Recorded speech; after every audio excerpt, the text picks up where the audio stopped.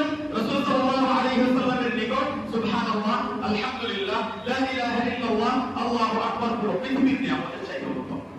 আপনি এই কথা বারবার শুনলে ভাবলেন না কেন? রাসূল সাল্লাল্লাহু আলাইহি ওয়াসাল্লামের কাছে এই চারটি ছোট ছোট শব্দ কেন উত্তম হয়ে গেল পুরো পৃথিবীর চাইতে?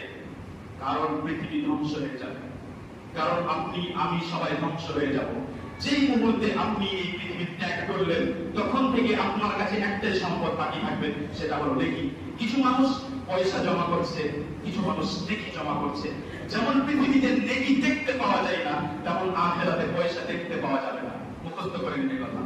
যেমন এই পৃথিবীতে আপনি নেকি দেখতে পান না, তেমন আখিরাতে আপনি পয়সা দেখতেই পাবেন না।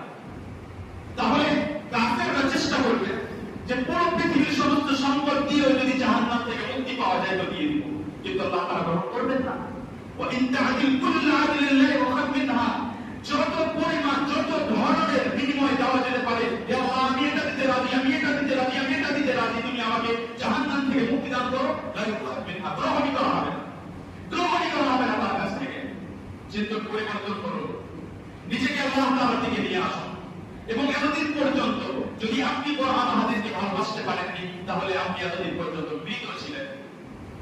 আপনি কোরআন হাদিসকে ভালোবাসতে শুরু করুন, কোরআন হাদিসের শিক্ষাকে ভালোবাসতে শুরু করুন, উলামায়ে কেরামের কাছে আসতে শুরু করুন, দ্বীনের শিক্ষা অর্জন করতে শুরু করুন। আল্লাহ তাআলাকে, নবীকে, তার সম্মান কি, তার হক কি, তার নাম কি, লা ইলাহা ইল্লাল্লাহর অর্থ কি, লা ইলাহা ইল্লাল্লাহর শর্ত কি, আপনি যখন জানতে শুরু করবেন এই দ্বীনের এক একটি অংশ, তখন আপনি দেখবেন যে আপনি এতদিন পর্যন্ত মৃত ছিলেন।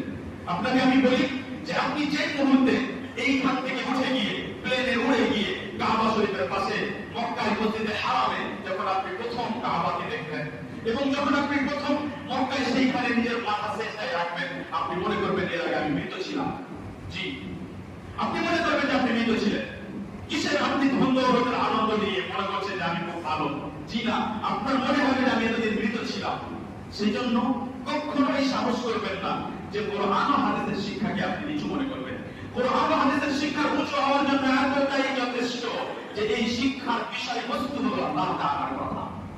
এই শিক্ষার বিষয়বস্তু হলো আল্লাহ তাআলার স্মরণ, আল্লাহর কথা।